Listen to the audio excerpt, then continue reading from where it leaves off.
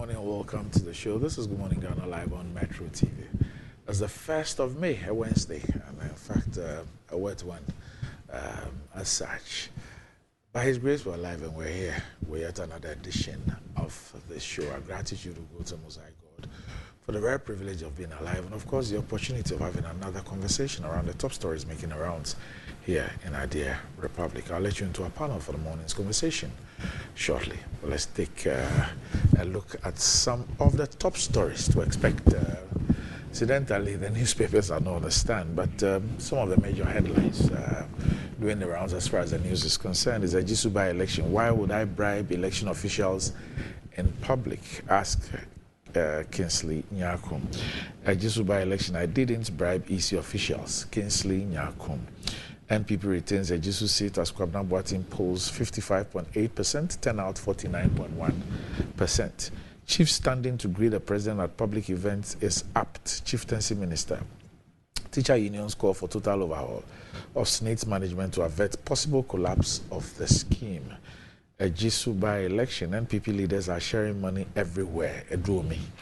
EC withdraws 2 officials allegedly bribed during a Jisu polls. Revoke your so-called representative of president's appointment, minority to chief of staff. It's a disgrace for a Akufo-Addo government. They drew me on vote buying at a Jisu by-election. A Jisu by-election, EC refers alleged bribery incident to police. A Jisu by-election was an election of inducement, Hope Sinadoye. Cancelled surgeries due to limited space at recovery ward, not because of Dumso Kolebu Teaching Hospital. Ghana records 21 new COVID-19 cases in Greater Accra and Borno region. So these are some of the stories making the headlines this morning. We'll be back shortly.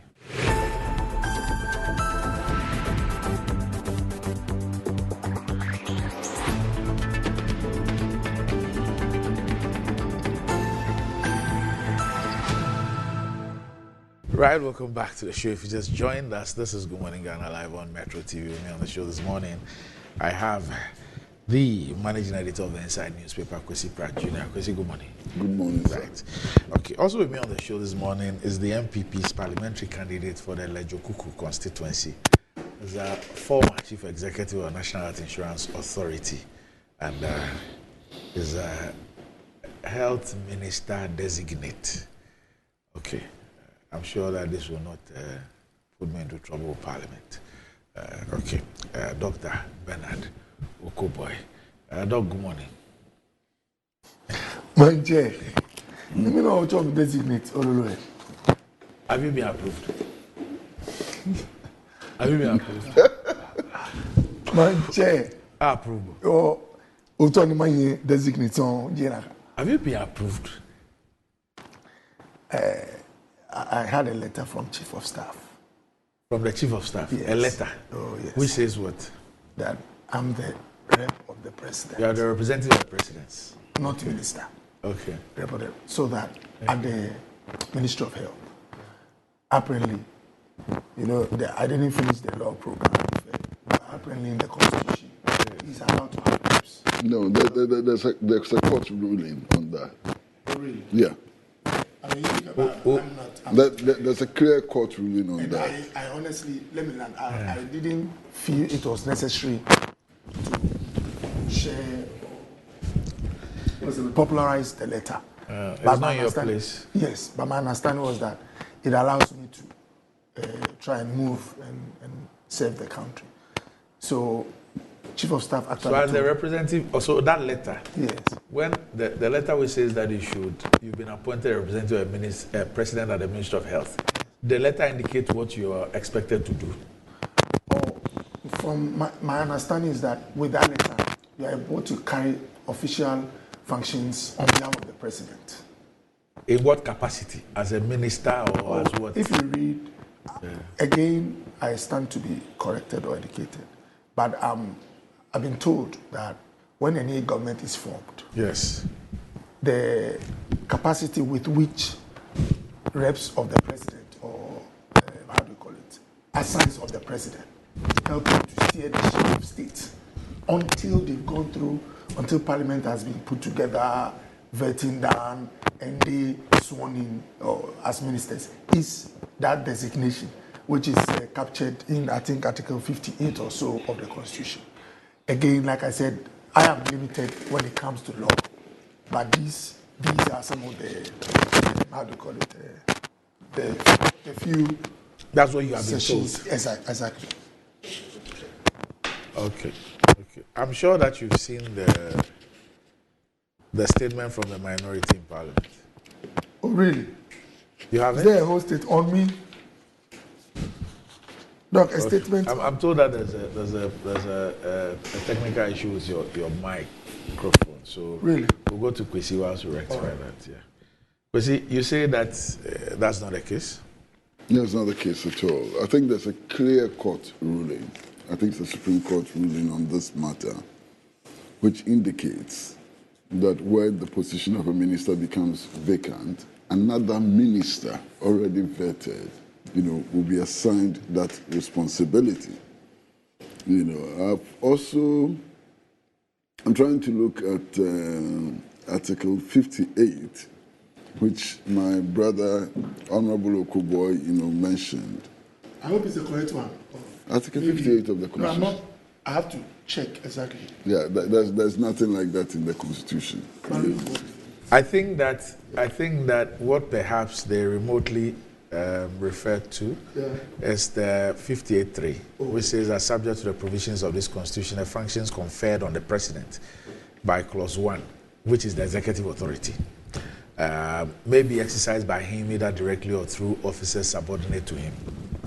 Yeah, but this does not. No, I'm just saying that. Yeah, it doesn't. That's what it doesn't at all. Because you see, at the GJA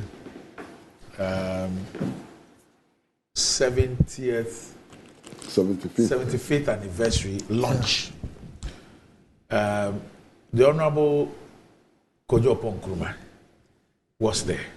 Yeah. And he was there in his capacity as the caretaker minister for the Ministry of Information. Yeah. So there is a Minister of Information designate party. Okay. But Honorable Kojo Nkrumah is a caretaker minister. So that resonates with the point that you made. Exactly. I think that the issue of when there is no minister at all at the onset, when ministers have not been vetted and there's no minister at all, that is where you would have the issue of a representative or a president. But in this situation where you have substantive ministers in place, what you then have are caretaker ministers until the determination. Because, for example, irrespective of that letter, if there is a question in Parliament for the minister to answer, you will not have the capacity to go and answer. Absolutely. I hope you understand. Yes. But even the scenario that you talk about. Yeah. But let me throw some small light. There's no public office as representative of the president. Oh, yeah. There isn't. Yeah. So even in the transitional period, I'm not sure. I saw that happen in, I stand to be corrected. It probably has happened before. But I saw that happen in 2017. It is possible that it's even happened earlier, maybe 2009. I'm not too sure. Or 2001. I'm not too sure. But I remember that before any minister was approved, you had persons operating as representatives of the president at respective ministries. But I think that is what occasioned the somebody going to court at the court. Look, let me clarify that. Yes. I'm not, in as much as I wish things could be done expeditiously so that we can get to help push the agenda or the work of government. I'm not in a hurry to carry myself as one that has not been legitimized. Right. Until this letter was given to us, Honorable Oslawusu was the caretaker minister for the Ministry of Health. Okay. So, in fact, all documents, every assignment, we usually check with her. She was the one signing letters. She was the one attending functions. Anything that I do, she actually instructs. And it is mentioned clearly, anywhere I go, that I'm the designate. Until this letter came. But like I said, I suspect, I'm choosing my words carefully, because I've not seen their letters. I suspect my sister Fatih, it's very possible that she's also had this letter. And Kojo Opon might not still be the caretaker, just as Honorable Esla is not the caretaker now. So the letters have not been circulated. Maybe that is why when someone sees us carrying out the function, they have issues. But, I mean, bottom line, my prayer is that we get to go through the motions and these things are concluded. So that, because it doesn't serve anybody any good if you have a ministry, let's assume an investor comes, he wants to invest in mosquito nest production. Let's assume he's even free money. And then there's nobody to engage the investor. Honorable Osla Kojo, those who doubled as caretakers were doing their best.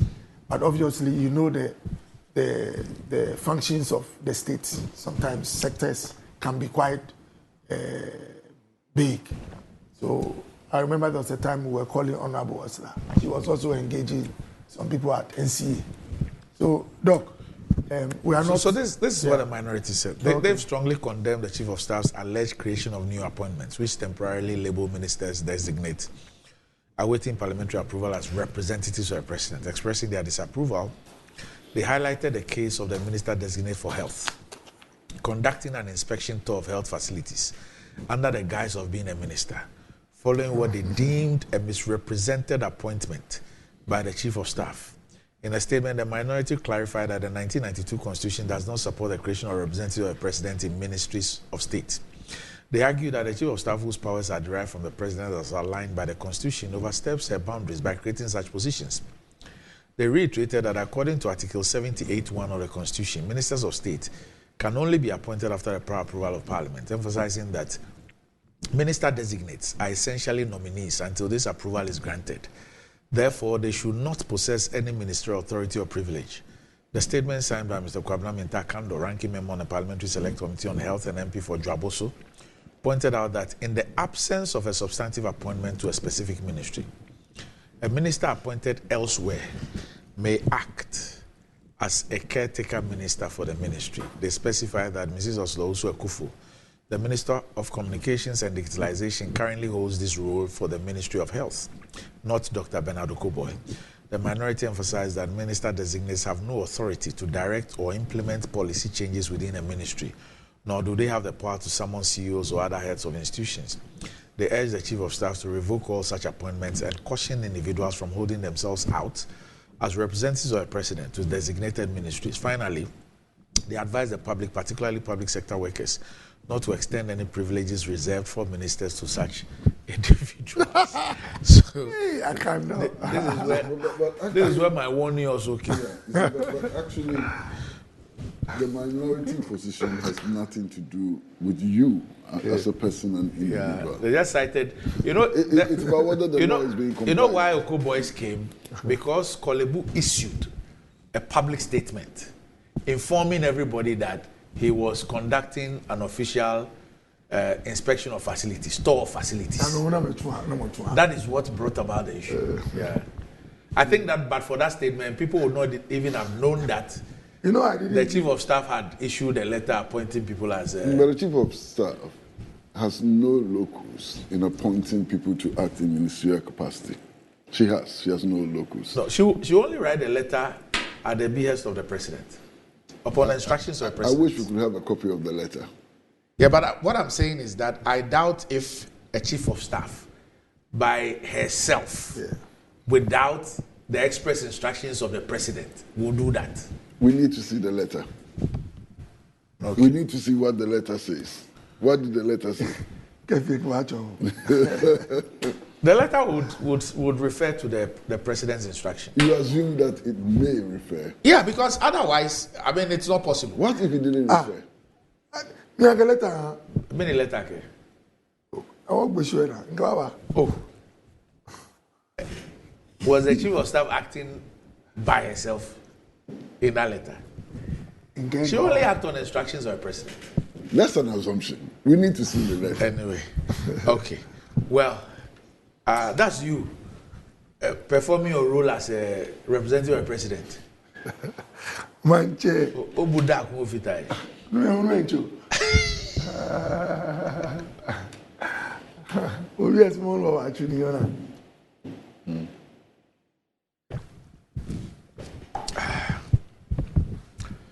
Okay. All right.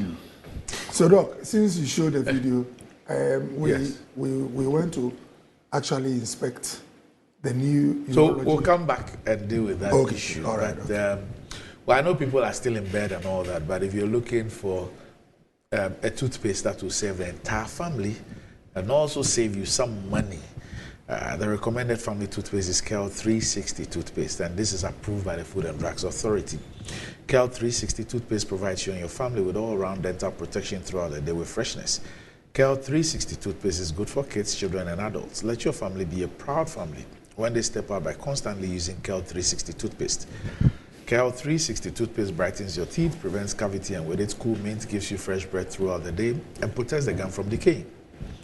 For consistency and quality, use Kel 360 toothpaste.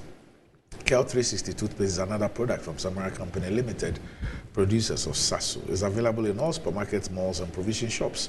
Call Samara Company on 0246 864798. Kel 360 toothpaste, happy smile.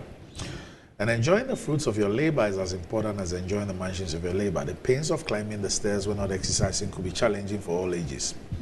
But worry no more. Lifts and elevators have got you covered with the best portable American pneumatic vacuum elevators on the market today. It's a simple self-supported elevator for both homes and offices. And guess what? It can lift your goods too. Wheelchairs can fit in and they come in 3 custom-made models. It's affordable and can be installed within 3 days. Visit Lifts and Elevators at Sakumon or just call them on 0200535515 or send a mail to elevatorsgh@gmail.com for consultations and the best solutions in easy vertical movement. All right. Doc, so you were telling us about so what you were doing illegally. Manche. So we went to Kolebu to inspect a new urology and nephrology hospital. What is center. that?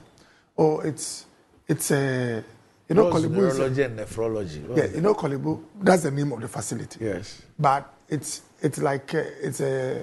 Unit. What are those areas of medicine? It's a unit that deals with issues that have to do with our urinary tract. Urinary tract. Okay. Things that have to do with urination. So, for women, anything that has to do with how they pass the organs that are involved. Some people get issues. It can be blocked. You can have a congenital malformation. All can be fixed, and this is a unit that handles it. Nephrology, because nephrology refers to the kidneys, and the kidneys have a relationship with urination. So, usually for men, when the most significant organ that they always deal with at urology is the prostate. So all issues with a large prostate tumor, cancer, all are dealt by urologists in conjunction with cancer specialists. Whilst the nephrology folks look at kidney disease from ordinary first stage, early kidney disease to end stage where you need to do transplant. They do transplant. So this is a place for handling all things kidneys and the tract. And it's a facility that was started, I think, in 2021, between 1 and 2, and was completed within 22 months, about 38 million euros. And we went there to have a look and also to help quickly operationalize it. We have a history where sometimes a facility is done and then it sits for some time before doctors move in.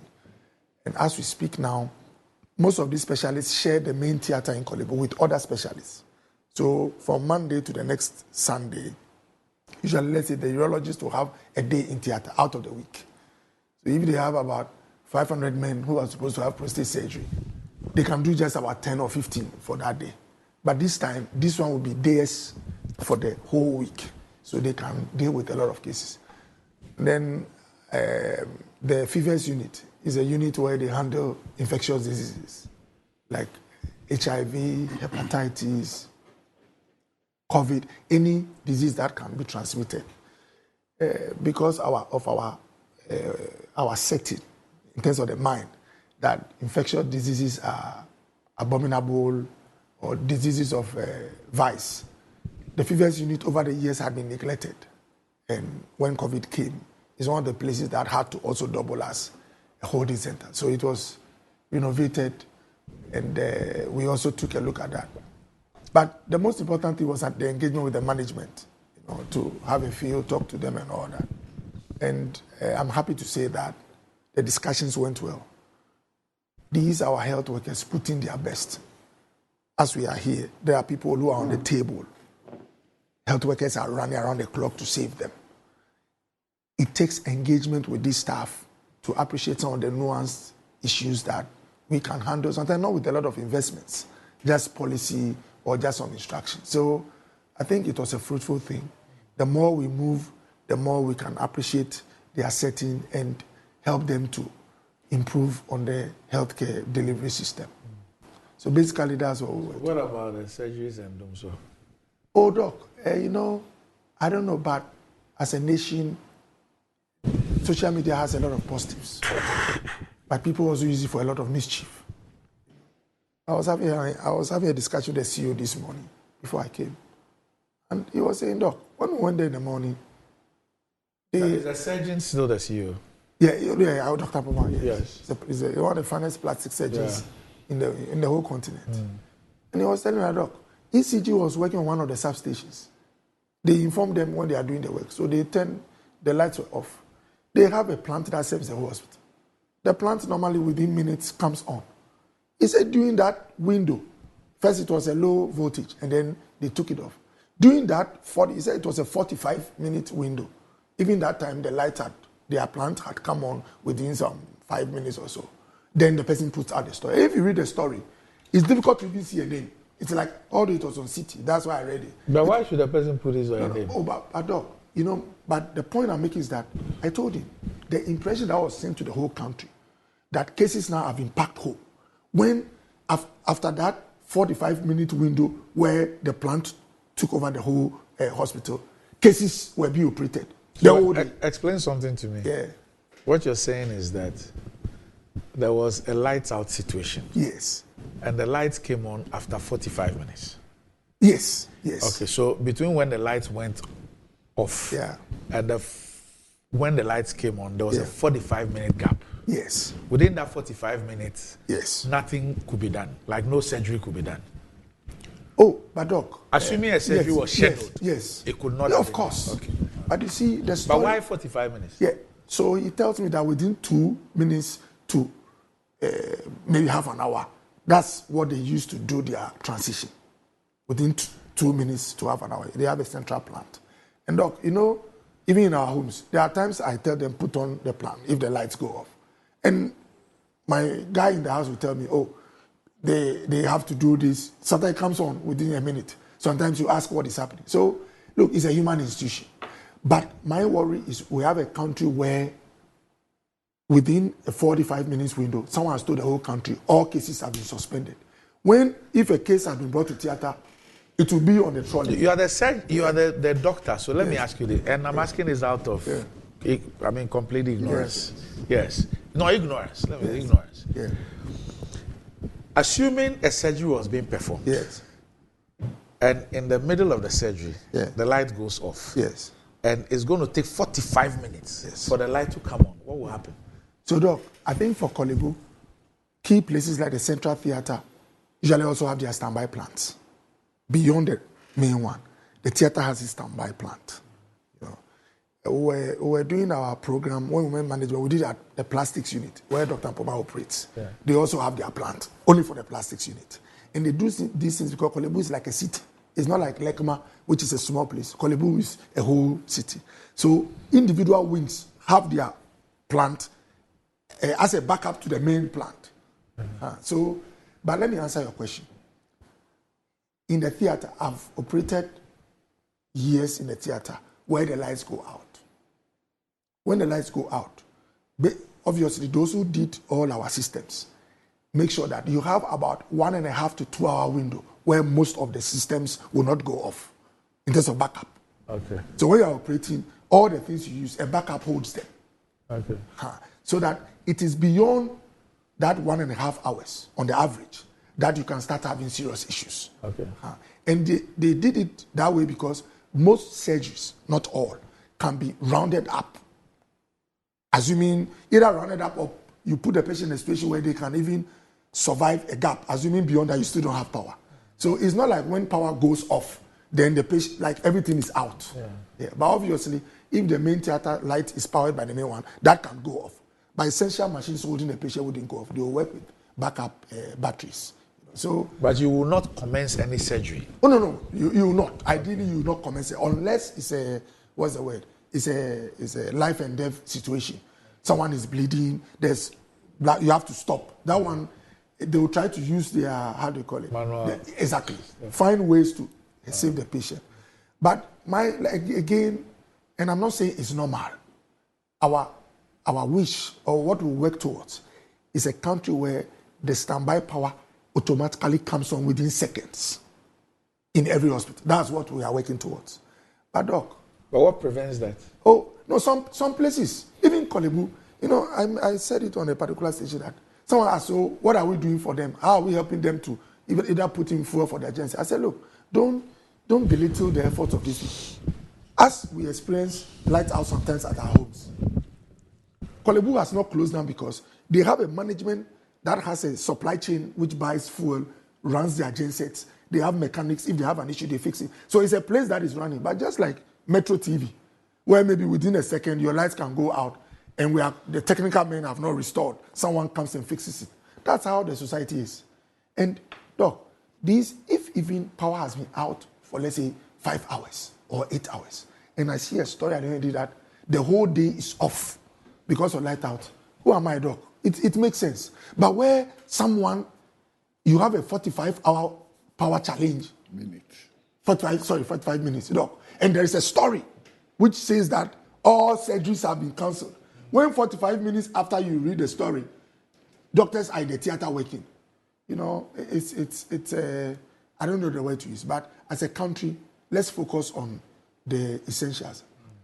A gentleman from City interviewed me, and I told him that what would make the discussion be of benefit to the nation is to be methodological in our discussion, doc.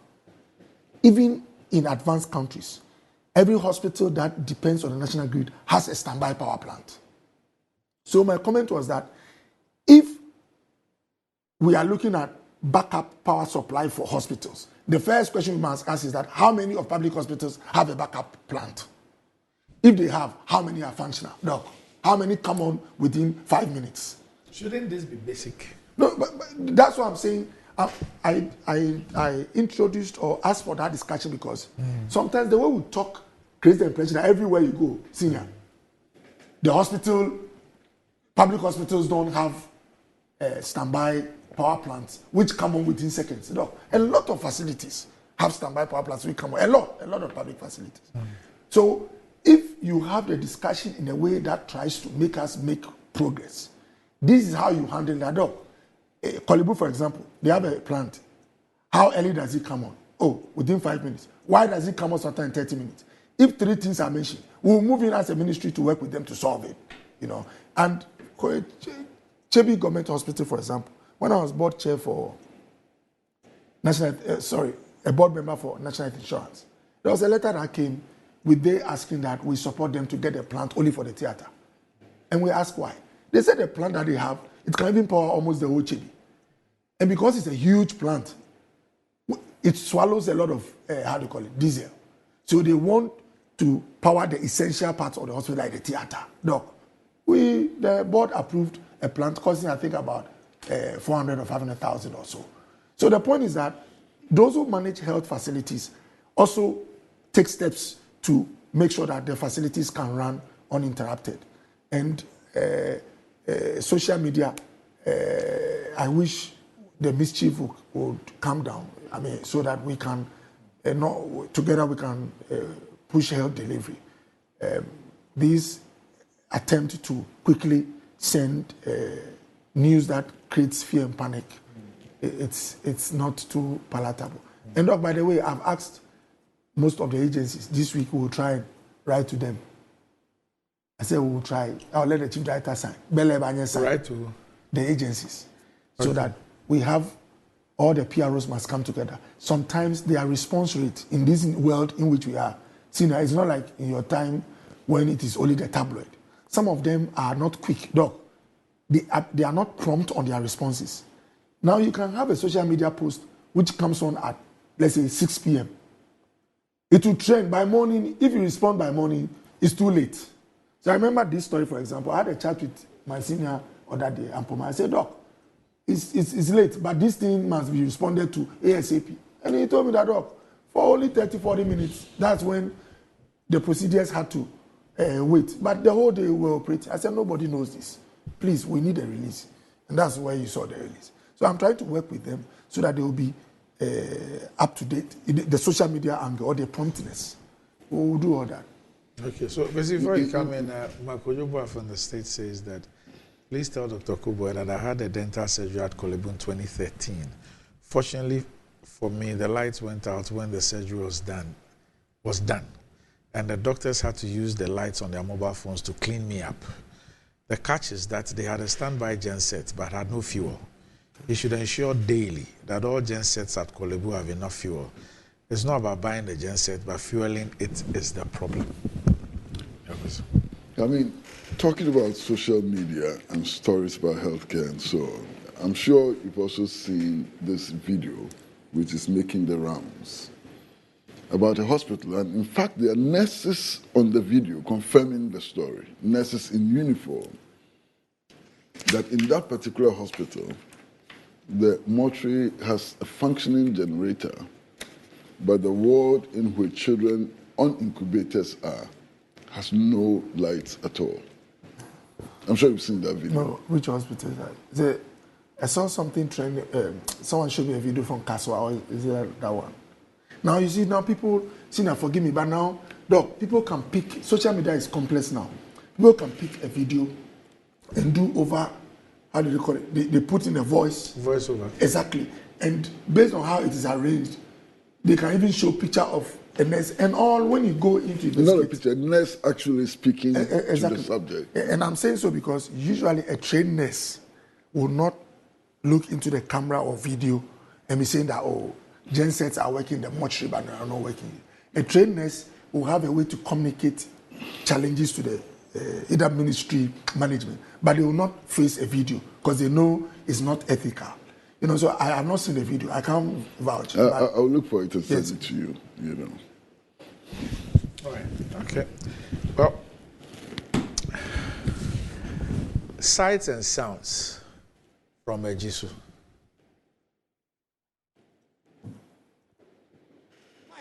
B8. Obisa about to abandon my lawyer. Not with the amount. It could be a just mention. Otu abani wia, otu my lawyer. Me a chodi, a chow phone number. Seven momo. Me client ko onum. So no to aba. Okwa no. I'm 20 the number. Say I'm sending momo. It won't show you vote. Now anybody know my show because they make. Come on, watch me. Median evidence. V8 white one. V8 white one. And I just kind police van. Police need to front. Udu on ma. Even your ID card. Better is behind the Ghana. The Omoyan and I'm told by female compartment to a moment. Was that the Omoyan a chronom? I don't know you now. Your family in Ababa could pay my dream at top place. My flare, a good father.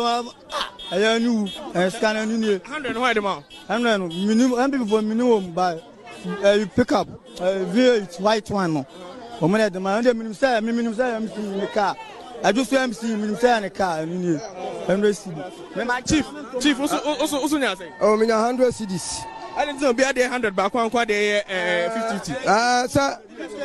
sir 50 no 50 me 100 so and to mo show din ya kwa na 100 na bom nasa ana me me de o ma 50 million enti no de MPP for ye no unuanom je no ha na so je na na me so me je na MPP for na de ma me area ben e fa na je pa cho me to aba wa arsi arsi ojusu kromo ojusu besiase hono mu chiche sika no ana me saka me de so enti no de MPP for ye no eze ya hu se party no Akufo-Addo ene na aban ne nkrofo bi dia ya nso yate ya de ya to me independent candidate ne mpuntu ayi den aba ha enye sika ninti sika ndia ya je ba ya nto aba no ma MPP eze ajusu da bente so tia de MPP for no ma mo nyoma adwen so mbenya vote ya ha ya nto aba ma mo na nto aba ma mo china also according to Ablana Honorable Ekasa no yenuanom MPP for no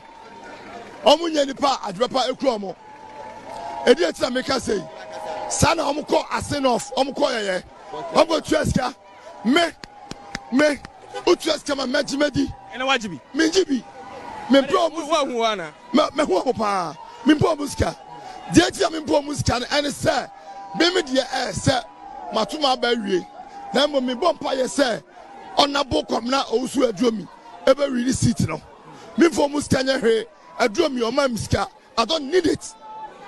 Aduomi ti e man ko adwuma because of say aduomi also about MPP for adwepapa no mu team adan na wo pa akonya upe seat me and abeso me ale ti na wo me a wo beso me no wo sa dis kema me say me nyiska nyam sa ko to oba e ma wo wajibi me pa cho me na menje because me pese aduomi nya ense menye emfa ngo be bia ye pese mpuntu oba ye kulom na ye kwaso na bibia ye kama nti wo munja ska che no no muntu wo se bai 81 32 33 37 38 39 40 41 42 81 32 33 37 38 39 40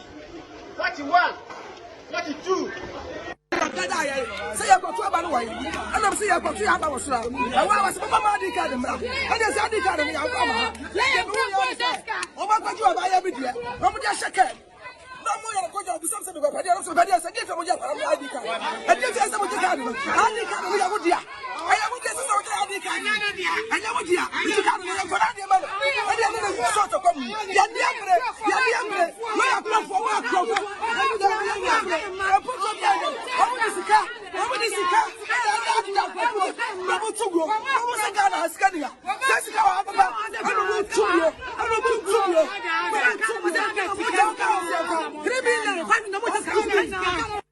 MPP 40 mantam chichaba chichiska I am was a whole sitting government MPP now me usually do me one man me no more challenge na just on person when about just some chichiska and you can say my bano and you can say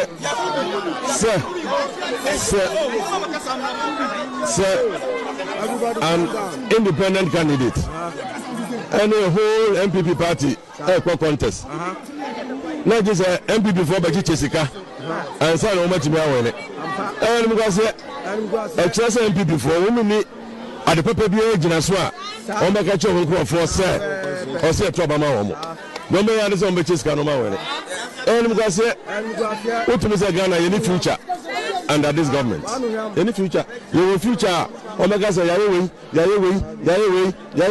wo business ya yawe wa Joshua enti mu fa no so na mo nto aban fama yi na so mo ni bibia aka na say to beat an independent candidate omo chese card ya and you can say aban no me bi say MPP is already contemplating bringing back Mr. Diomi to the MPP's camp. Is this something you foresee happening in the future? It's their own cup of tea.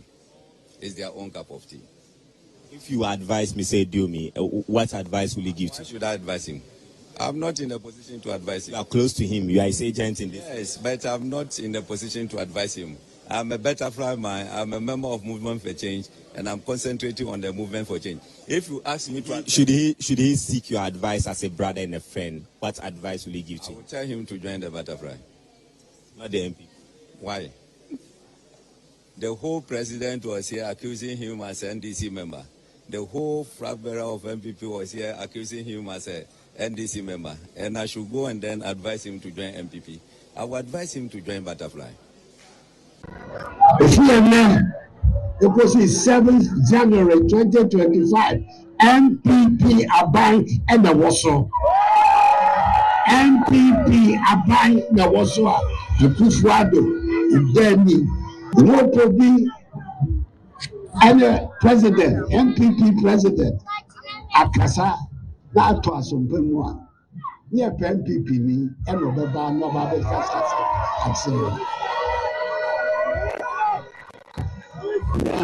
independent, yeah, you teach you. Since somebody said that you said, yes, you know, in the young, maybe you say, John Kuma or better say, young voting man lawyer, Commoner Party.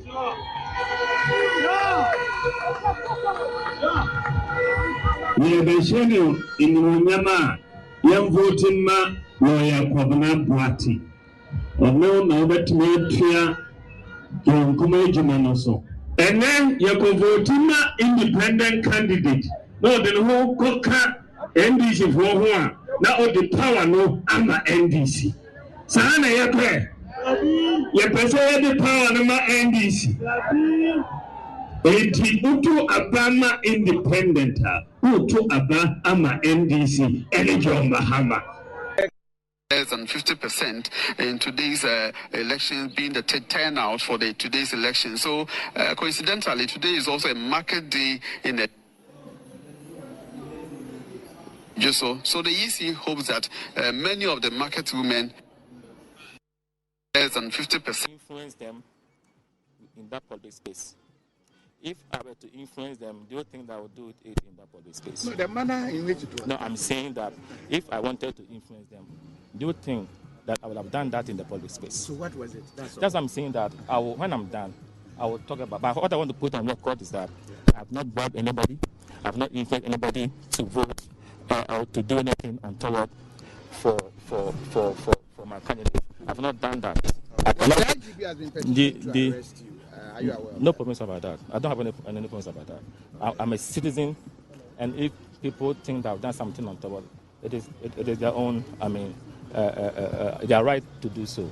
But I'm saying that I can't influence the EC officials who are trained, who are honest, who are disciplined to do anything untoward. I cannot do that. I cannot do that, and I cannot do that in the public space. I cannot do that.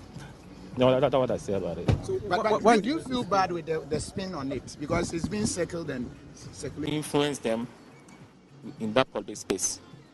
If I were to influence them, do you think that I would do it in that public space? No, the manner in which it was. No, I'm saying that if I wanted to influence them, do you think that I would have done that in the public space? So what was it? That's what I'm saying, that when I'm done, I will talk about. But what I want to put on record is that I've not bribed anybody, I've not influenced anybody to vote or to do anything untoward for my candidate. I've not done that. The IGP has been petitioning to arrest you. Are you aware? No problems about that. I don't have any problems about that.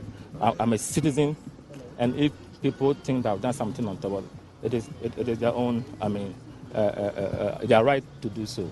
But I'm saying that I can't influence the EC officials who are trained, who are honest, who are disciplined to do anything untoward. I cannot do that. I cannot do that, and I can't. Me MPP ni, but never because of my enye. So what you say? Sika no so mo che no, omo che true. Omo che be true. Enwa bia yi anadwobre. Mo be ye kampa. Magada boys no. Se mo bro ma dia, makwachichiri vi, se tie nie. Ana mo de 100 cedis ato so. E dia bro mo. Eno anadwobre. Wait. Match and Sam and Sankabi. What man am I realm side? It's me back from the Costa about Mobile. I don't imagine me. abusiafo enti the akoso no ose ono ne dia ano ba basiriwa me kwa majanan na mi do ne ya chiche wi embripum ayi ba ma ba ko owro le sha tutugu yi wazo ba se enu wi ye nu wi wase amunu wi na na mo bra mbetimi awi abanu amaye omo sika ni wi ka say yes say na sha embripum and 100 that so me say me ka say yes say na mo anado no 10 to 11 na me wo me say me ka say yes say yo me ba wi no any sika say every ponimu eti ba ko nim say eye sika na wo te ano I was say wi no me ba say anom eti one ba ko to twene ya na ba ko run shirt and o to go am say me ba na there was ma me de ehun ni o on ba say kroma afo me ma yanum wi eti ye mpre ni yanum wi eti mba ma cha ma da wuruma mu hwe ma yai munye bibia mayai ema ye wonto yai fi so pata kura ne numu wi yesu ye hia wi wo kura yi mu. All right, where that's it. Enti abusiafo na de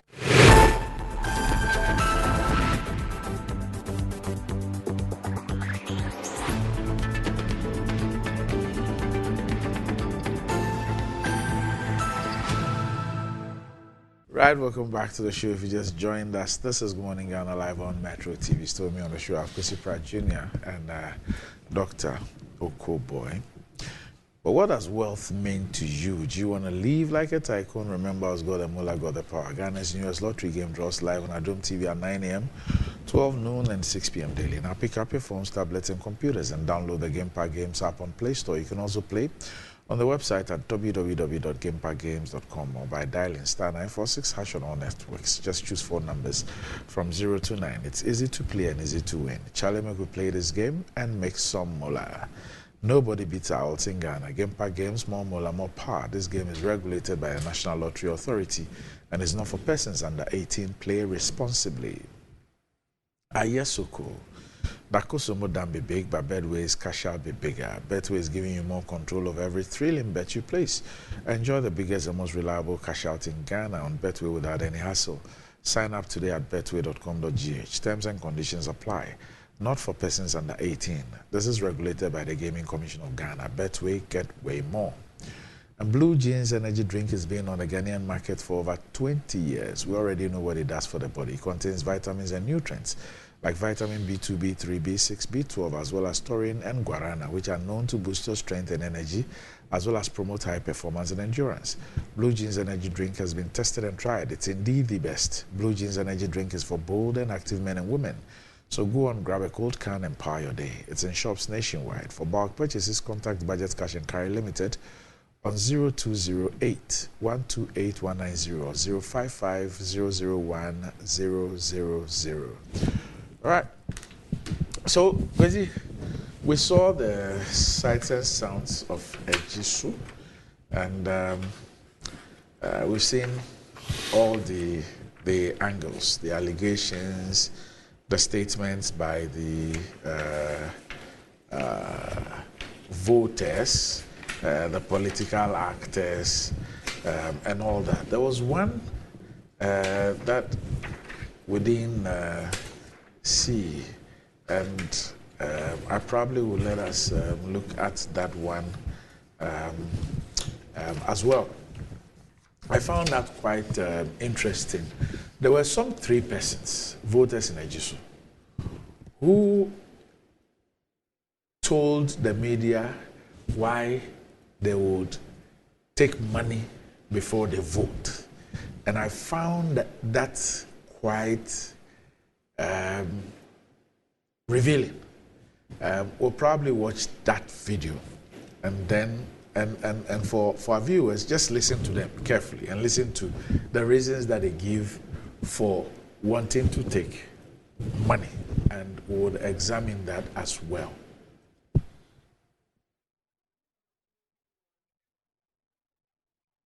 Whilst the production gets that video, well, in terms of the results, the Candidate of the MPP, Kwabena Boateng, polled 27,782 votes, representing 55.79%. And Kwabena also Adwomi, former MP for the area, who ran as an independent candidate, secured 21,536 votes, or 43.24%. The total turnout was 49.1%. Now, when the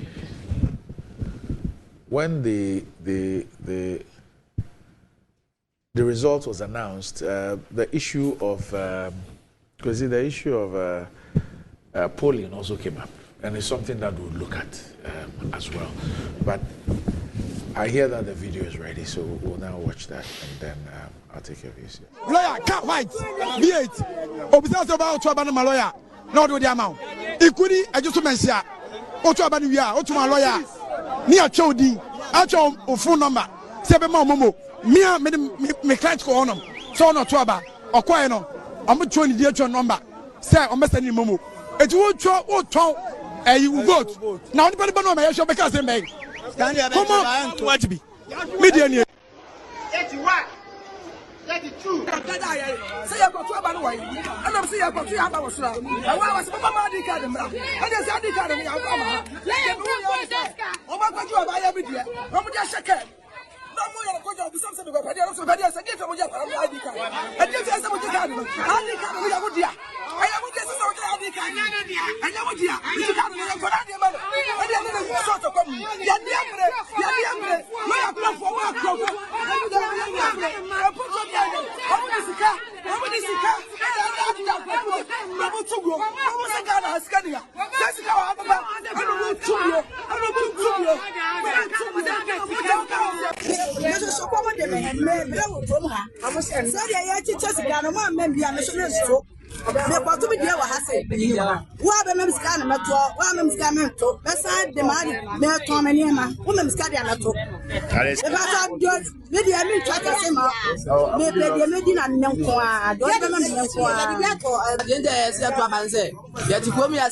Obi had 150 million, Obi had 250 million. I got to a banner. So as a senior, it's me to me put I understand much my discount son, I'm my the matter of man. The man, yes, can be a mentor. It was a man what man who went out about only at the Papa Via Mamina for Sobian Fish. And for so many years, I my discount. Yeah, what's your Azania to. So we are penning our delegate Cabana.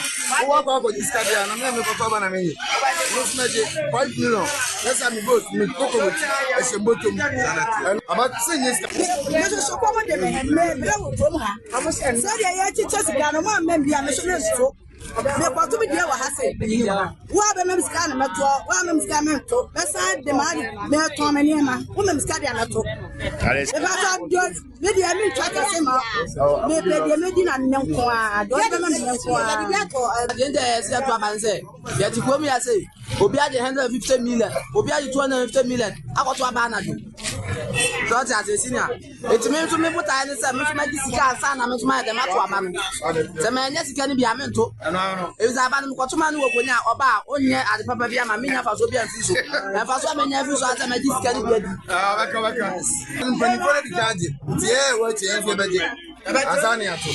So we are penning our delegate Cabana. What about this cabinet? I'm never for Papa and me. Let's make it 5 million. Let's have me vote me Coco as a bottom. About saying yes, Cabana, but for nine is country in his car. All right, Kwesi. Yeah, I mean, let's start from the very beginning. This was a very crucial election. This was an election whose result could upset the balance in Parliament. And if the balance in Parliament was upset, it was going to make it extremely difficult for government to carry out its duties, policies, and so on. Because as it stands now, Parliament is fairly balanced.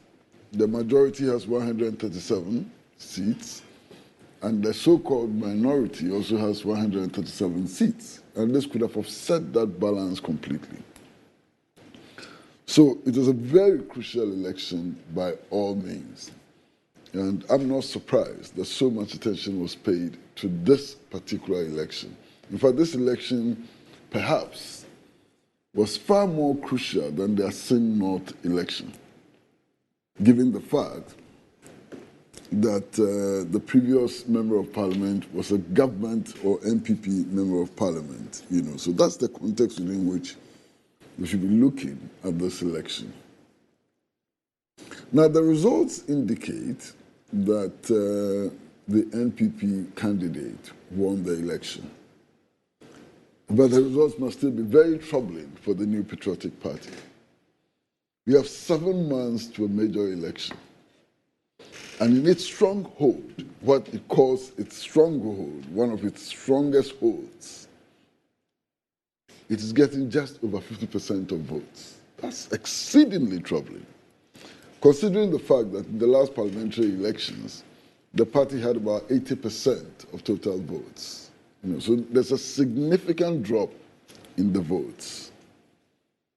That is serious, you understand? And if that trend is replicated across the Ashanti region, NPP has lost the next election completely, no doubt at all. There are some important factors also that we need to look at. And one of them is the role which was played by persons who were very active in the New Patriotic Party, who now appear to have shifted to the butterfly, the Alliance of Revolutionary Change. And I mentioned in particular somebody like Hobson Adoye, who was the lead person for the independent candidate, Aduomi, in the coalition center. What does that tell us? Does that tell us that there's a body of disgruntled persons within the New Patriotic Party who are going out to make sure that they wrestle power from the New Patriotic Party, or at least they minimize the chances of the New Patriotic Party winning the elections? And if that happens to be the trend, what are the consequences for the elections of December 7th, 2024? The other thing for me which was exceedingly significant was just the fact that the top hierarchy of the party was in the constituency. The national chairman was on the grounds. The president was there. The vice president was there. Everybody who mattered was there. And yet, this is the outcome. Something is happening, and it's important that political watchers, especially the New Patriotic Party, take note of this significant, developments. And I was most disappointed in the statement made by His Excellency the President at one of the campaign rallies. I was so horrified by that statement. Now, here's the President who says that, look, no development project can be undertaken if he doesn't approve it. I wonder why the President would do that to himself. So by implication, all the communities where the roads are bad and have not been acted upon, all the communities which do not have basic facilities and so on, he is the one who has not approved that those projects should be undertaken. And this is coming from himself. And I'm wondering, why? Why would the President do this to himself? But there are other implications which are even more worrying. Here is the President describing himself, not somebody describing, the President himself describes himself as an NPP president. Hey! NPP president, president for NPP. So, those who are not members of the New Patriotic Party, they don't have a president. But does that not sit into, you see, there have been previous instances where the president has made statements and people have come to say that, it was, the president was joking. It was some of the calf thing that perhaps he misspoke. But from what you're saying, the analysis you're making, I mean, there obviously is a certain trend. So what are the two other examples? What he said when he visited the flooded area, and then what he said when he met the Ekonfi chiefs. I mean, that clearly sits into. So it's no longer a one-off thing. Yeah, but that's the point I'm making. Yeah, it's no longer a one-off So thing. you have a president who does not see himself as president of Ghana. He sees himself as president only for the NPP.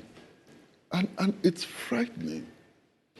But it doesn't end there. He says, look, if you have problems, if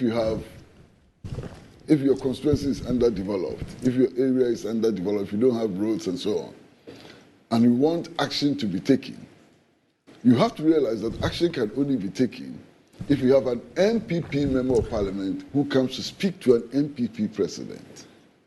Wow. I think this is the greatest devaluation of the presidency.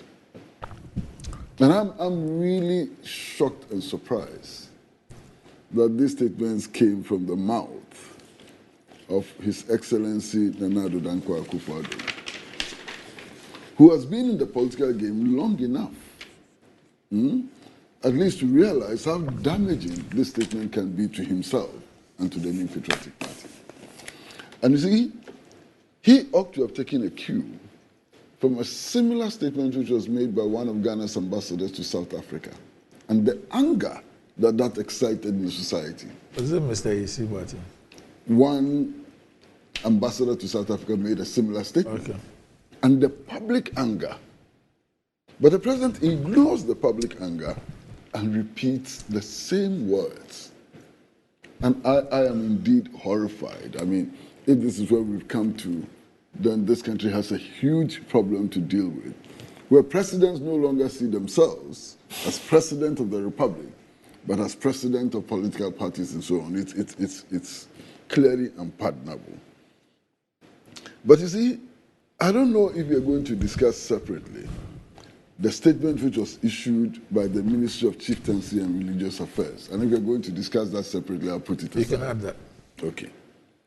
But here is the Ministry of Chieftaincy and Religious Affairs, which says that it is clarifying the tradition of respect for authority and so on, and makes the point that because the president, according to the statement, because the president it says the president shall take precedence over all other persons in Ghana, and so on. Unfortunately, the president does not see himself as such. He's an NPP president. So if you're a CPP man, he's not your president. You are not required to accord him the respect that the Ministry for Chieftaincy Affairs insists that we should accord him. Because he's not your president. He's an NPP president. I thought this was particularly damaging. But let's put that aside. The other thing that was thrown up by this election is the rush to undertake road construction and so on. What has happened to all the projects that were started at Asin North? We will come to that. Okay. Mm-hmm. But for me, the rush to undertake projects, to repair roads and so on, sends a clear signal to the electorate. And, Doc, you know what signal it sends? That the possibility to undertake these projects exists, and yet they were not done. Yes. Okay? That the resources of the project existed, and they were not utilized in development and so on. Now, the electorate will be angry. They will be annoyed by this insult to them. And yet the politicians cannot read this. So they rush to undertake road construction and do all manner of things and so on, in order to confirm that they had been negligent in the performance of their duties and so on. And hey, this is what the politicians want to do and so on.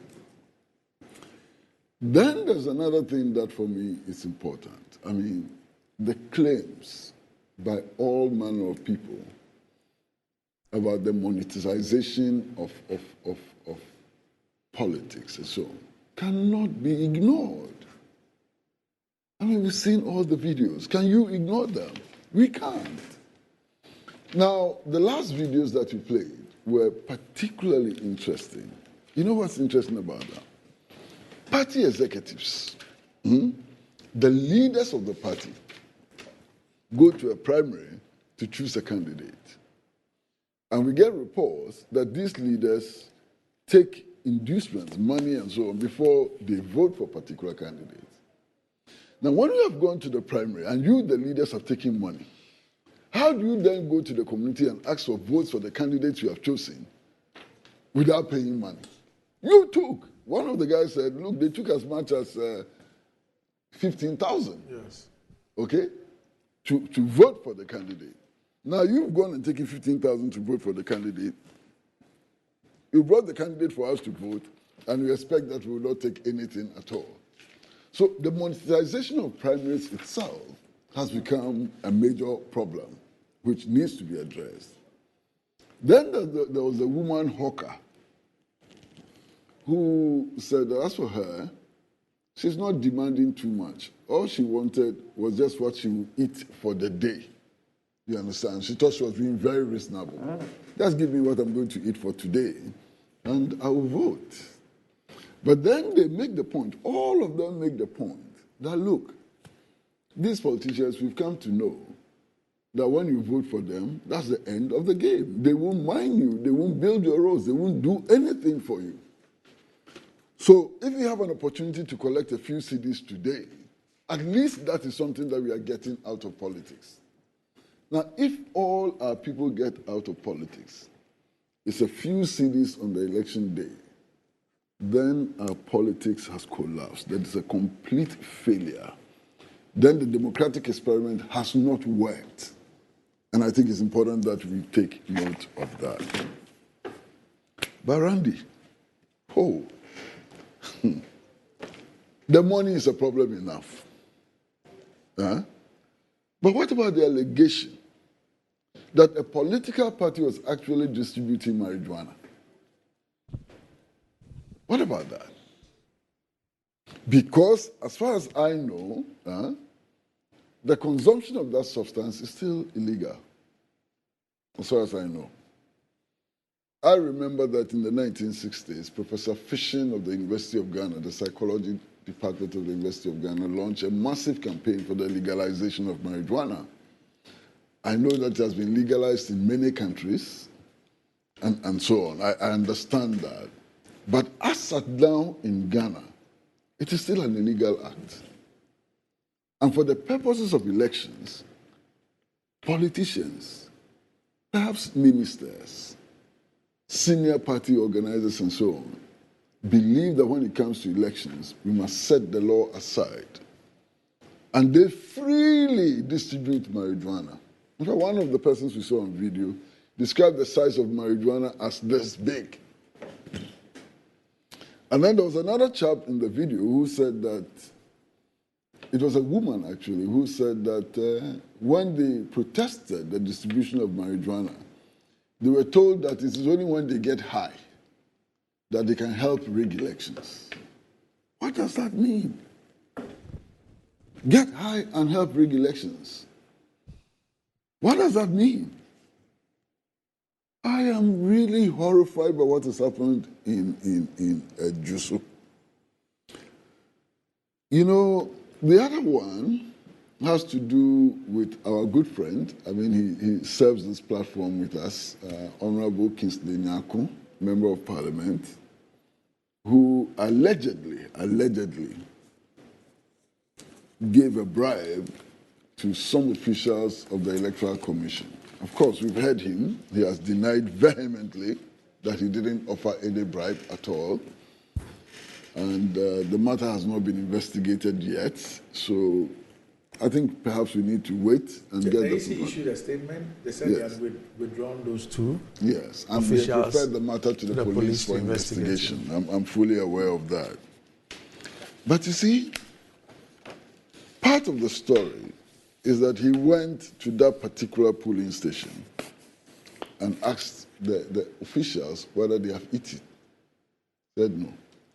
And he gave them this money for lunch.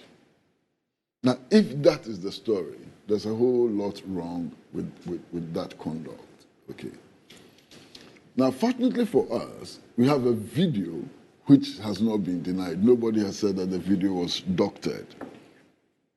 and we see him dropping an envelope on the table. The video does not show the contents of the envelope, so we cannot say for sure whether it was money or it was the marijuana which allegedly was also packaged in envelopes and so on. We can't say. We can't even say whether the envelope was empty. But of course, the question to ask is that who would be dropping empty envelopes on tables for people? It doesn't make a lot of sense to be dropping empty envelopes on tables for people and so on.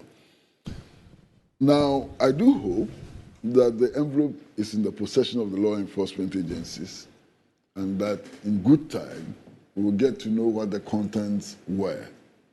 And there will be a better explanation as to why. I'm told it was for lunch. That's what we have been told, and I've repeated that.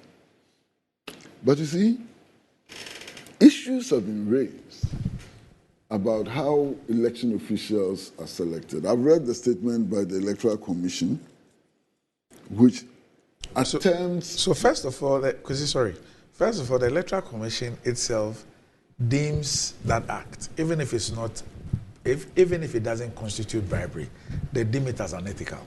Of course. And that's the reason why they withdrew them in the first instance and asked the police to investigate. Yeah.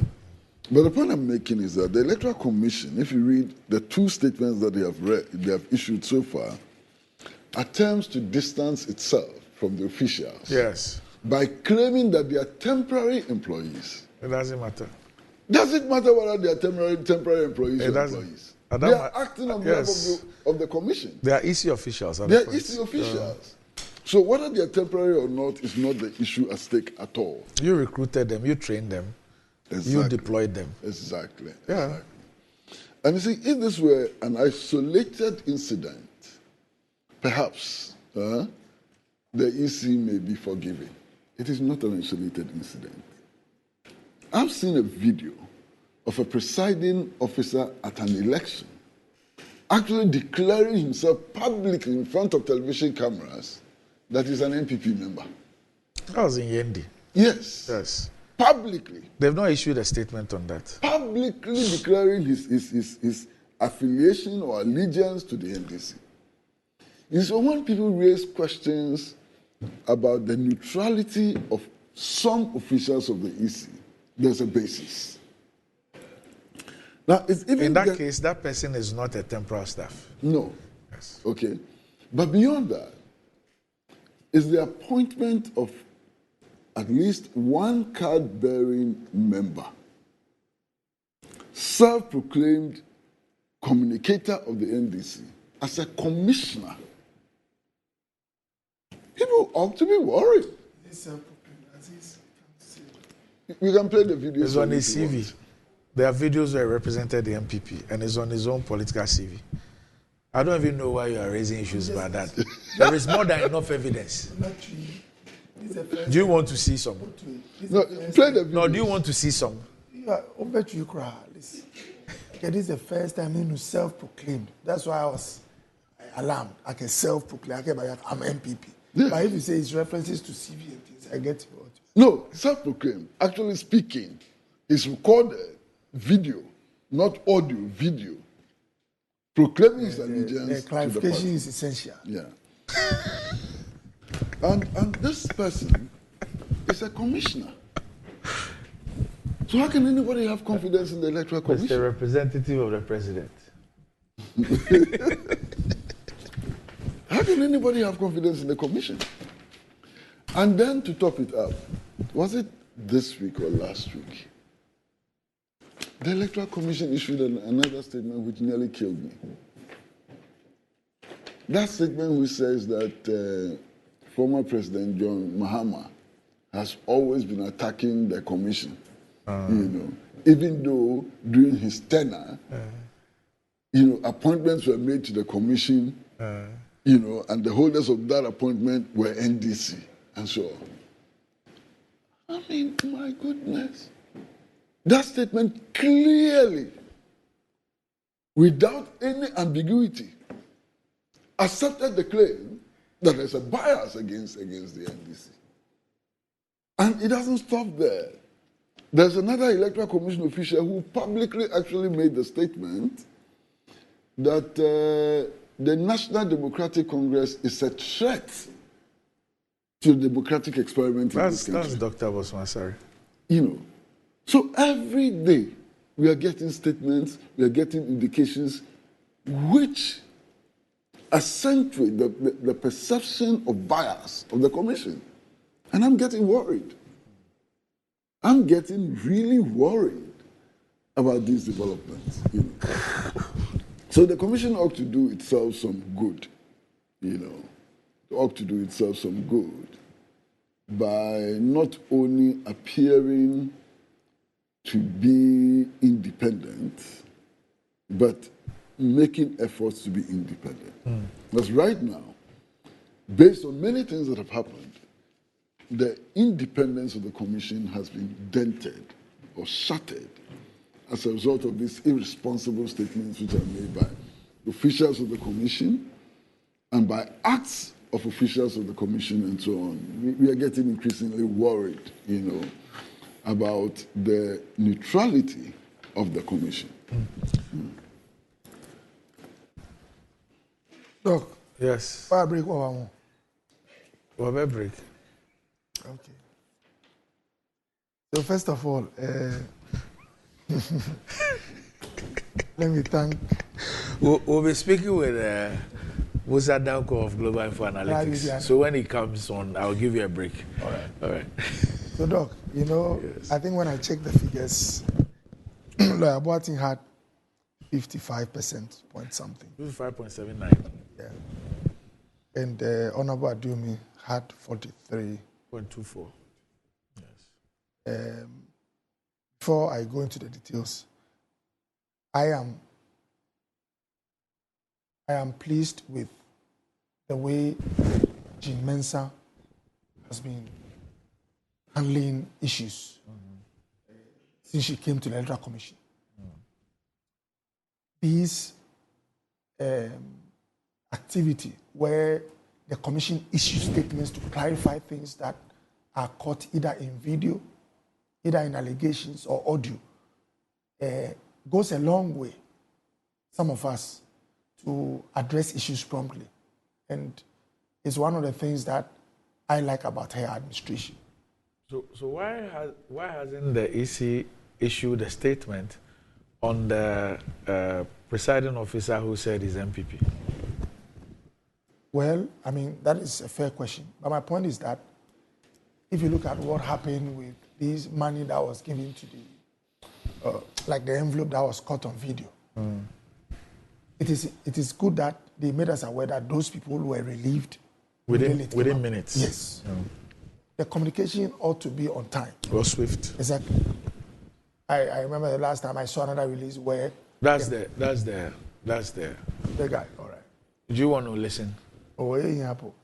Okay.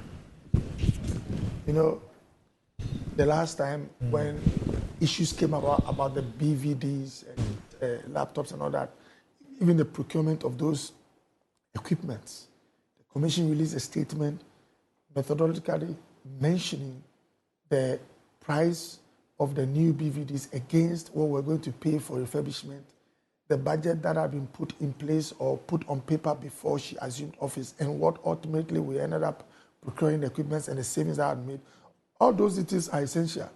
They are essential because sometimes you have CSOs who raise issues which are legitimate. You have CSOs who raise issues who mean well for Ghana. But I've also met CSOs who raise issues because they have interest. Some of them, they have connections to people who even wanted to do business at places and all that. There are a lot of things that happen in this country. So, Jean Mensa, I mean, that's one thing that I'm proud of when it comes to administration. And I think Kolebu can learn from the same thing. Be prompt if you're head of an agency. Come and explain issues. Ghanaians deserve that. Doc. You don't have to pick and choose what you are prompt about. Chair. Who you are about? Boniba, you've already referred to the guy and that they should issue the release. From here, I'll try to contact the EC and ask them why they've not released for the guy. All right. In 2020, Akufo-Addo had 82% of the votes in Ejisu. JDM had 17%. John Kuma had almost the same votes. So Doc immediately realized that this is a comfortable zone for the party. Extremely comfortable. Extremely comfortable. Constituencies where one party is extremely comfortable, usually the political and party management dynamics is not like Lejokuku, Doc, where it can go here or there. When you are operating at a place like Lejokuku, you have to be reasonable. You have to apply a lot of discretion because there are people you come across who might not be your own as a politician. But the guy who operates in a Jisu and other places, his life and politics might be different. So that is why if you watch some of the comments, I'll come there about what President said and all that. That's why sometimes when it comes to campaigning, we know that generally sometimes when politicians, we are in the heart of the campaign. Let's say a month to election or 2 months. When you mount platforms, we know that politicians across the world, the diplomacy and statesmanship, and when you're on a political platform, sometimes you have some movement. But when you're in a comfortable zone, it even can be, the politicking can be unlike what you'd have had if someone were standing at Independence Square during a graduation ceremony, inauguration ceremony, where you have to speak as a statesman for all and all that. So, I mean, these things happen. Now, I've written money, and when it comes to money, I pray for this country. This country, Ghana, is sad. It's not like other countries where we put a lot of value on virtue and integrity. This country. I am a politician who goes to talk to ordinary people every day. Sometimes you are amazed how well people receive you sometimes. It's dependent on what you give them. You meet people who embrace you because they have love for you. They appreciate your works. But Doc, there are others who can be hostile. It is only when you give them money that the hostility vanishes. And I pray for this country. And unfortunately, I have seen politicians enter parliament, and it is only for money. But for money, across the divide, they couldn't have stepped there. And you see, what makes it even more worrying is that the same Ghanaians who are complaining that politicians are rascals or cantankerous, they are the same people who sometimes tell you during an election that if you don't bring money, forget it. In fact, when I was going for elections 2020, someone called me and said, Doctor, what's more than this? 2061, I will move. Be an government your power. Someone was from what? A voter told me, a constituent, that when I was coming in 2016, they assumed that I'm a young man and I don't have money. So they did it out of love. But this time, even if I don't have money, my government's in power, so I have to go and look for money. And Doc, if you interview some people, some even said that I brought them beans and rice, but there was no money for tomatoes, other things. This is the country we are having. In fact, as for this woman, I saved the number as voter money. There was a woman. Voter money? Yes. You know, I saved numbers based on the issue. Day of the election, I got a call around 10 a.m. It's a middle class woman who was speaking good English. He said, Doc, we have about 10 residents. We live at this area. As well as we are selling our votes. So. Primaries? Election, 2027 December. We are selling our votes. Each of us, 1,000 Ghana cedis or more. The minimum is 1,000 for 5 of us. That's 5,000 Ghana cedis. I told her, you hear from me. I didn't say anything. I didn't get to her. 6-7 months down the line after the election, she called me that they had some issue in their area. And when the call came, voter money. I told her, Madam, when you decided to put your vote on sale, you have the courage to call me. Say, oh, Doc, you know, these things have passed. Middle class woman. So this country, I continue to pray for this country. And it is up to us, people like yourself, Sina Pratt, who, and when I say who mean well, it doesn't mean we don't mean well. But for those, let's say, outside the game, it's for us, Doc. We should think through how we've practiced this for some time, the way things are going. Forgive me, but one of these days, you can get people in this parliament, they are not interested in what happens in this country. True. They will come, they will give whatever. And now the fear is that you can have integrity, capacity, and wealth.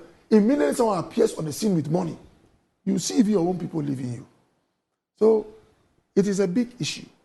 And I don't have all the solutions. But the earlier we find ways to bring some amendments or changes in our... It must be a law, not appeal to conscience. How we go about it, Doc. It must be. I have a problem with laws in Ghana, and I've said this many times, that for me, the difference between us and the societies that we call functional are because they see law as enforcement. We see law as enactment. Sure. So this is not a country that really is bereft of appropriate laws. I hope you understand what I'm saying. Oh, no, I agree. Our problem is being enforcement. And the fact that we even like to cover each other. Almost anything that happens in this country, like you're saying, you find some law that solves the problem.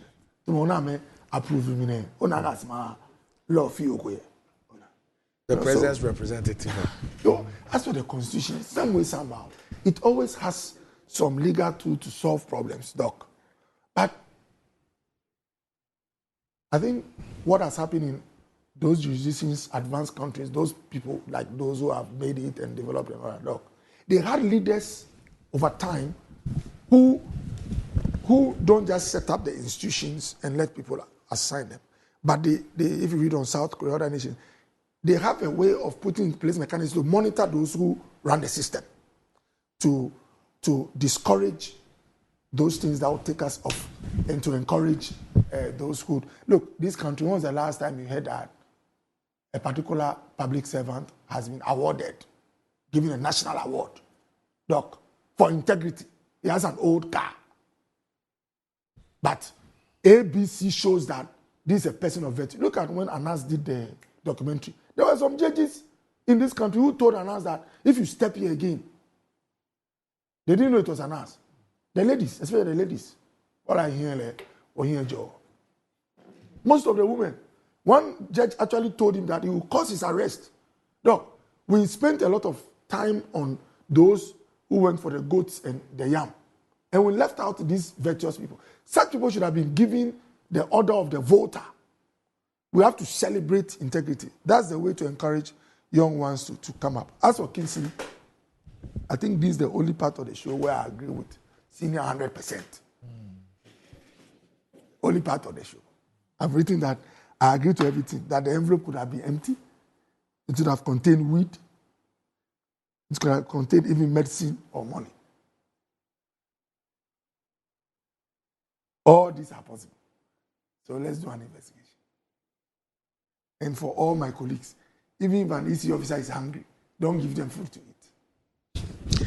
Okay, so Musa Dankwa is the Executive Director of Global Info Analytics. He's also the head of polling, and he's joined us here on the show. Good morning, Musa. Good morning, Doc. How are you?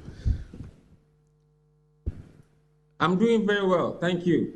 All right, now, Kwabena Boateng, 27,782 votes, representing 55.79%. Kwabena also Adwomi, 21,536 votes, representing 43.24%. What do you make of this result with respect to your polling?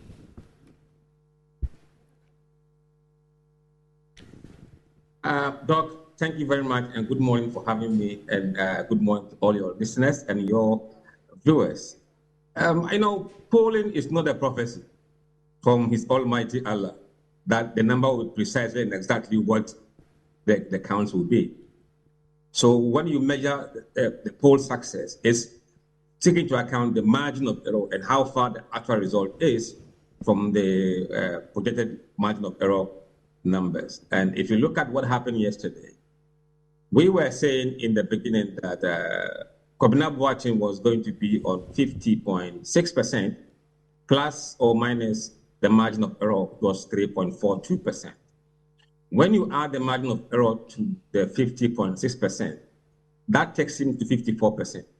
So all things being equal, that range is what we were expecting him to get. And yesterday, he got 55.7. So we are like 1.8% or so away from what he actually got. And these numbers were after they really had to whip people to come out and vote. So we can imagine if that hasn't happened, what would have been the numbers? What about the independent candidates? What were your figures as compared to the exact results? We said he was going to. We said he was going to get 47.5% plus or minus the same margin of error, 3.42%. When you apply the margin of error from his number, because voting went up, so definitely the minus must affect a doing. That brings him to 44.1% thereabout. And if you compare what he got yesterday, it was 43.13 or thereabout. So it is within our estimation of his polling numbers, frankly. And then we also said that if he has to win, because we remember he was coming from behind, he has to do a lot more than he did in the poll among MPP voters. And indeed, our modeling suggests that for him to have any chance of winning, he must win at least 40% of MPP voters. And from what happened yesterday, we think he fell short of that by 10%. So he probably did about 30% of MPP supporters, and that wasn't good enough to give me a win from where he was coming from in the poll.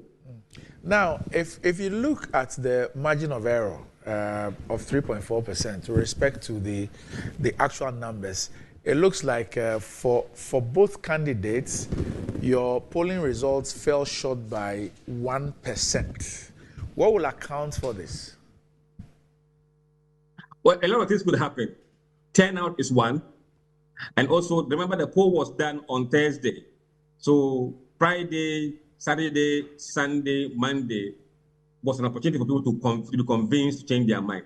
So when things are happening after the polls can't detect that. So a lot may have happened in between the period, and that would have caused for the margin of error to change. And indeed, if you look at the numbers, it wasn't far from the actual polling. So in terms of polling, I mean, they will say this is a success because of where the numbers are. Less than 2% difference from the outcome is impressive. Right. Now, when you did the poll, what were the issues upon which the people were going to cast their votes? What were the issues? What were the key issues? You know, sometimes we avoid asking people directly those questions, but we use triangulation to find out why they intend to vote the way they were voting. You could see that they were not happy with the direction of the country. And over a third of voters were not supporting Nado's performance. So some of these people who were not happy with the performance of the president and the direction of the country, and indeed standard of living in the constituency, was informing their decision. And if you listen to some of the radio interviews from the ground, people were saying that they voted several times the same way, they haven't seen any change. They want development. And those were the things that were really informing what we were going to do. And I think the challenge for the MPP candidate was that it was being measured against somebody who has been an MP for 3 terms. So his things that he's done is obvious for people to see. But for him, he has to ride on the back of somebody. And in this case, it was to ride at the back of the performance of John Kuma, and indeed on the party as a whole, to give me a mile. And that was what made it difficult for him as a first-time MP DC. Will what we saw yesterday have any bearing on the main election in December? Yes, absolutely yes. If you are an MPP strategist this morning, you'll be scratching your head. What next? The turnout is going to be the biggest challenge for MPP in their stronghold.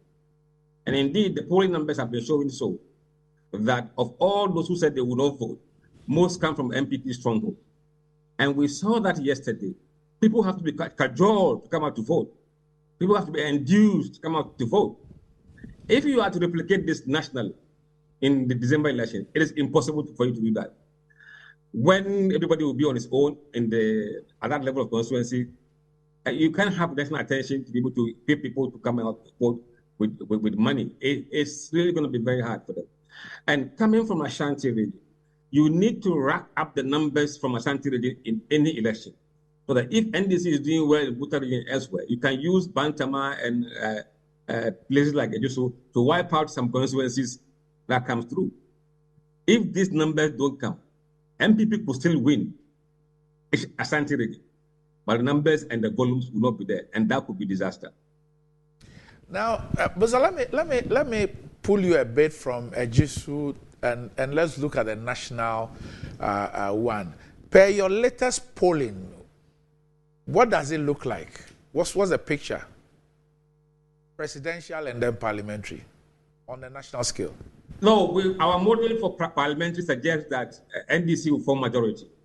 And indeed, this morning we're publishing additional data to show followers the swing in the parliamentary elections, every region and the swing that is going to occur there. And if you are an MP in that region, you ask yourself, was my margin last time bigger than the swing that we are reporting? If it is, then you are comfortable.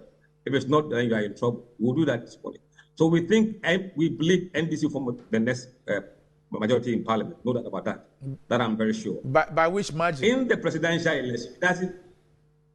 At the moment, they are leading with about 14% gap.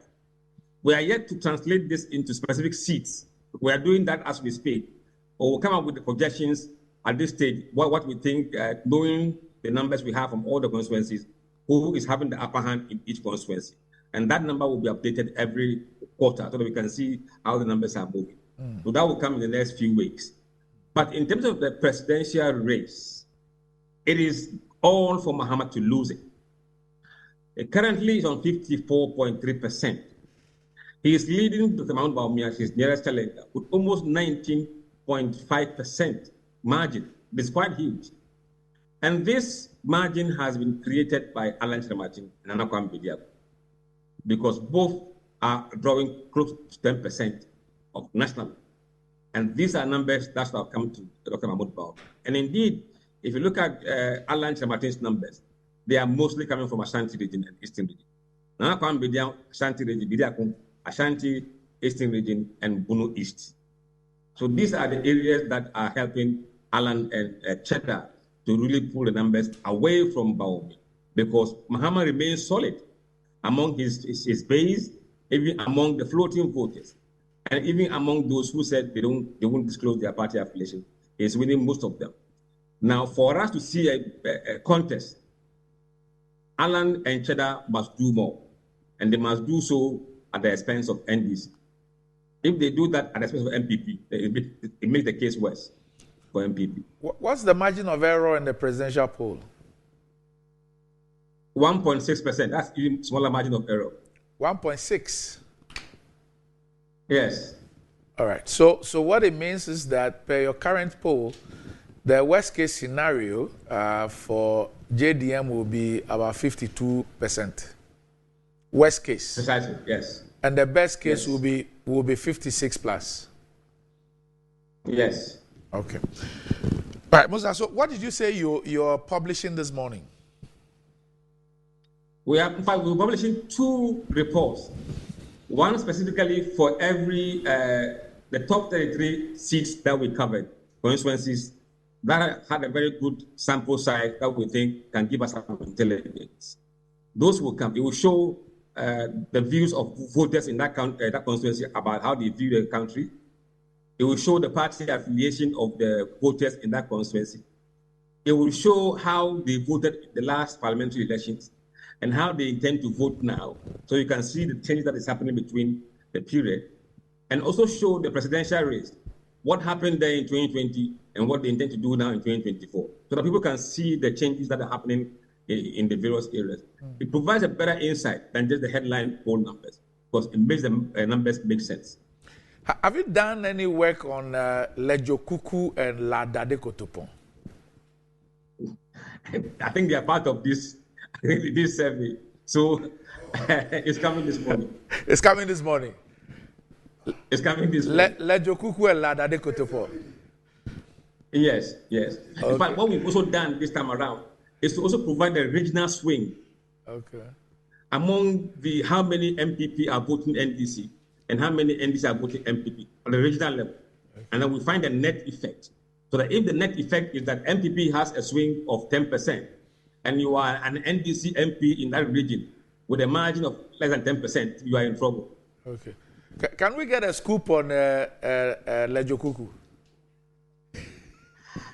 Let me see if I can give you Lejo Kuku. Just 1 second. I don't want to spoil. Dr. Kobo is lobbying me to stop you from giving that Lejo Kuku. Okay. Okay. So give me Ladade Kutopon. Okay, Ladade Kutopon. Right. 1 second. I'll give it to you now. Ladade Kutopon. Yes. In the constituency, 71% of voters believe that Ghana is headed in the wrong direction. 71%. 29% said right direction. Okay. 71% wrong direction. Okay. Right direction, 29%. Okay. Party affiliation of the respondents: 34% MPP, 58% NDC, 8% floating voters. Okay. The parliamentary elections 2020, among those we spoke to, they said 62% of them said they went for NDC candidates. 36% voted for MPP candidate. Now, in the same place, it has barely changed. 61% are still doing NDC candidate and 38% doing MPP. So MPP has gone up marginally by 2%, and the NDC dropped by 1%. Okay. When you come to presidential voting intention, 40% for Ronaldo in 2020, 59% for Mahama in 2020. Currently, Mahama 59%, barely no change. Bawumia 41%, just up 1%. This is the that they could do. Give me Ododo Diodio. No, it's not part of this coverage. All right. What we have Crow. Give me Crow.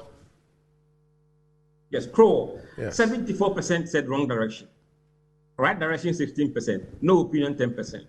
Party affiliation, MPP 40%. NDC 35%. Floating voters 4%. I will not tell you my party 19%. And how did you vote in the last parliamentary elections? 45% NDC, 41% MP. How do you intend to vote now in the parliamentary elections? Crow, NDC, 62%. MPP, 22%. Others, 12%. In the presidential election, who did you vote for last time? 64% said Nanado, 21% said John Mahama, and 13% or 15% did not vote, first-time voters, and others. How do you intend to vote now in Crow? Mahama, 59%, Bawumia, 22%, Alan, 19%, Crow constituency. All right, Musa, we'll leave it here and we'll wait for the results. Thank you very much for your time.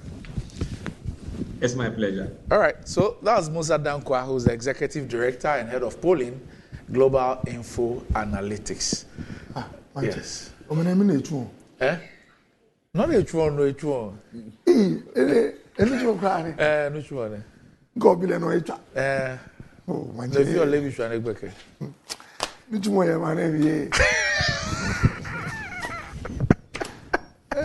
well, look, you know, because of my. But yours is coming. So although you got me not to ask him to do it, it will come out in the next few. Look, I'm sure that it will be a guide for you. With God, all things are possible. With God. Yes. Archbishop is watching a show this Yes. With God. Yes. All things are possible. Yeah. You agree? Yes. Why do you think that? No, but why do you think that God, in his partiality, will favor you? Who told you that God is partial? Even in this statement, I have not referred to my side. I just said it is possible. I just quoted scripture. All right, Kwesi, we need to go. So it's not Mr. Dankwa. I mean, per Ejisu, he was off the mark by a little over 1%. By a little over 1%. Yeah.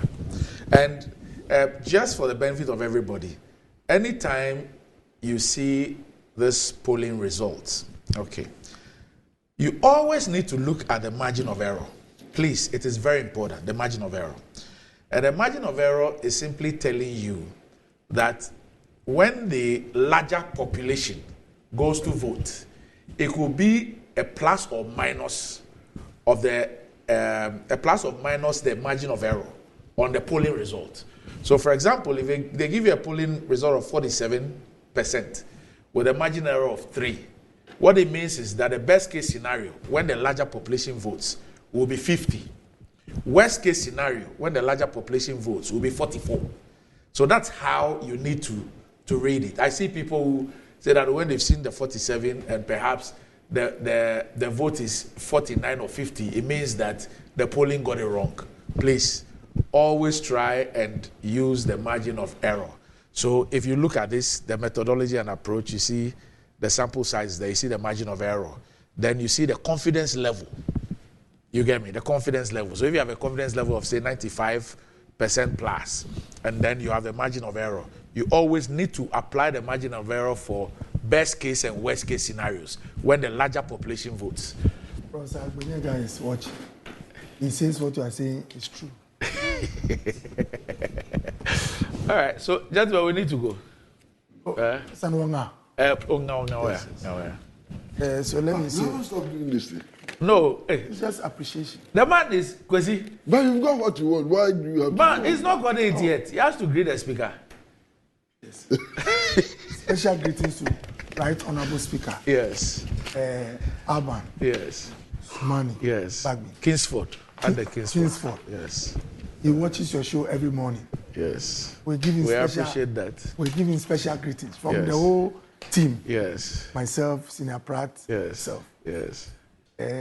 We are in May. Yes. So special greetings.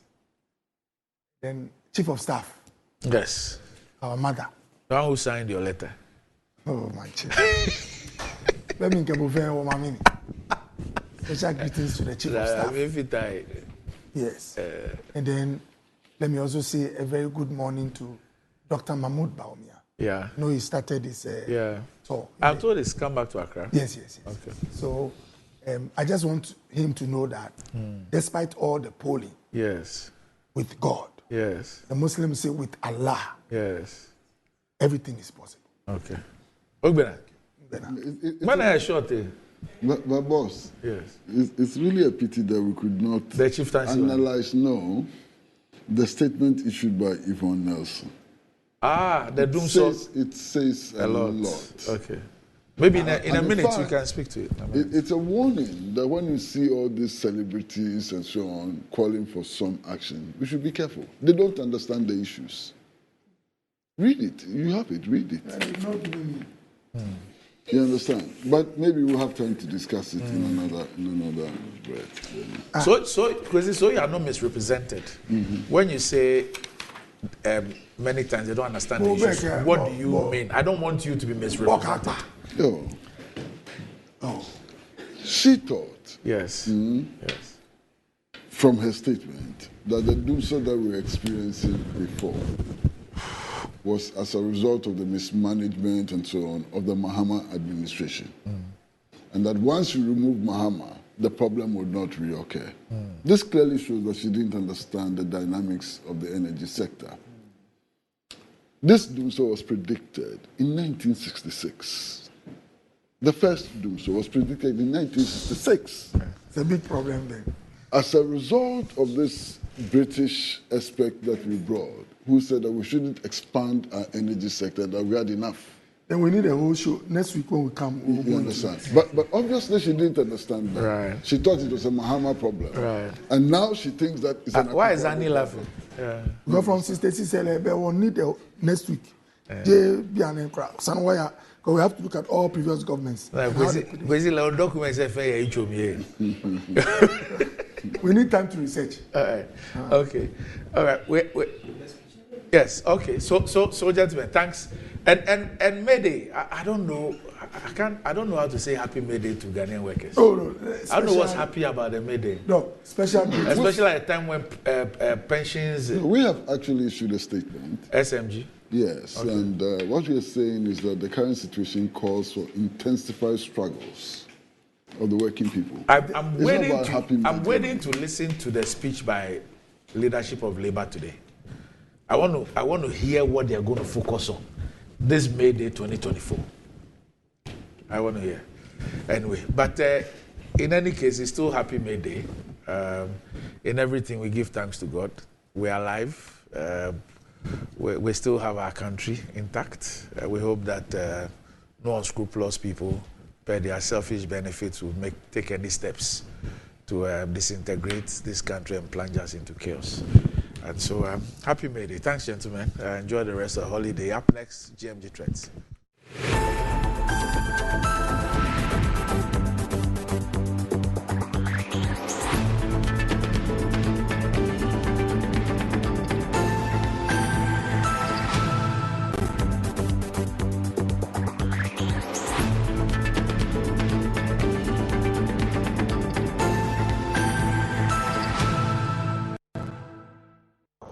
Midnight prank at 2 a.m. Wait for it. Scary midnight prank at 2 a.m. Wait for it.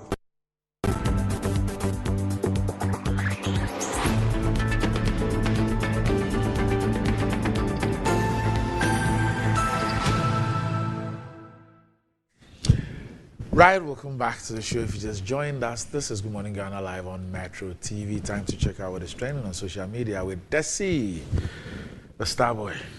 Doc, Paparani, good morning. Good morning. It's a brand new month. Yeah, it's May Day. May Day. So may I indulge our audience this morning. Right. For the next few minutes, let's talk about what is trending. I